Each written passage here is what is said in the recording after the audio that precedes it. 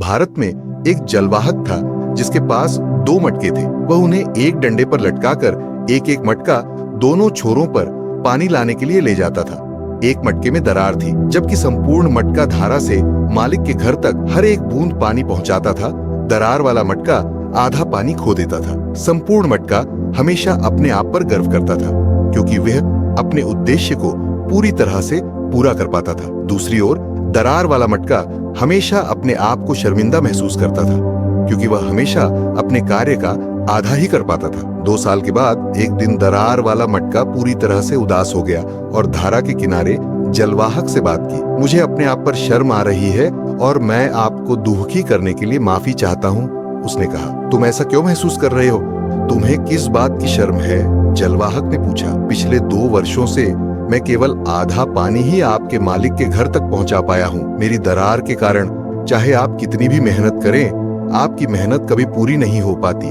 यह मुझे दुखी करता है, मटके ने कहा। जलवाहक को दरार वाले मटके पर दया आई और उसने कहा, मालिक के घर लौटते समय रास्ते के किनारे खिले सुंदर फूलों को देखो। जैसे ही वे पहाड़ी पर चढ़ने लगे, दरार वाले मटके ने सूरज की रोशनी में खिलते सुंदर फूलों को देखा। फूल वास्तव में बहुत सुंदर थे और मटका थोड़ा बेहतर महसूस करने लगा। लेकिन जब वे मालिक के घर पहुंचे तो मटका फिर से आधा पानी खो देने के कारण शर्मिंदा हो गया और उसने जलवाहक से माफी मांगी। फिर जलवाहक ने कहा, क्या तुमने रास्ते के किनारे के फूलों को देखा? क्या तुमने देखा कि वे फूल सिर्फ उस तरफ उगे हैं जिस तरफ तुम लटके हुए हो? मैंने तुम्हारी दरार को देखा और उसी तरफ फूलों के बीज बोए। हर दिन जब हम धारा से वापस आते हैं, तुमने उन बीजों को पानी दिया। पिछले 2 वर्षों में मैंने मालिक की मेज पर फूलों की कमी नहीं होने दी तुम्हारे कारण। अगर तुम वैसा नहीं होते जैसे हो तो मालिक का घर इन सुंदर फूलों से सजा नहीं होता।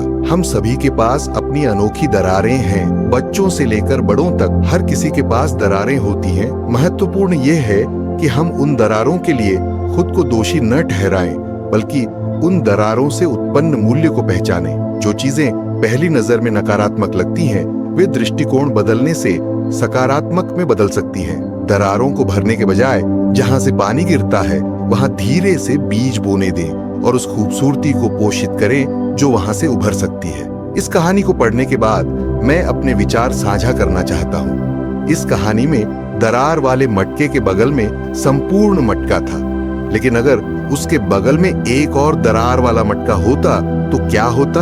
या उससे भी ज्यादा दरार वाला मटका होता? उस स्थिति में दरार वाला मटका शायद खुद को कमतर महसूस नहीं करता। तो क्या यह दरार वाले मटके के लिए दुर्भाग्य था कि उसके बगल में संपूर्ण मटका था? मुझे ऐसा नहीं लगता। अगर दरार वाले मटके के बगल में संपूर्ण मटका न होता तो जलवाहक उसे नहीं सिखाता कि उससे गिरने वाले पानी ने फूल खिलाए। दरार वाला मटका यह महसूस नहीं कर पाता कि वह जो समझता था वह उसकी खामी थी, कुछ सुंदर उत्पन्न कर सकती थी। इसलिए दरार वाला मटका भी आवश्यक था और संपूर्ण मटका भी। और अगर दरार वाले मटके के बगल में एक और दरार वाला मटका होता तो भी कोई बात नहीं। अगर उसके बगल में और भी ज्यादा दरार वाला मटका होता तो भी कोई बात नहीं। ये सब एक अलग कहानी पैदा करता और अलग भावना उत्पन्न करता। क्या कर सकते हैं, क्या नहीं कर सकते हैं, ये मायने नहीं रखता। तुम और कोई और है। इस कनेक्शन से जो कहानी उत्पन्न होती है वही जीवन का प्रमाण है।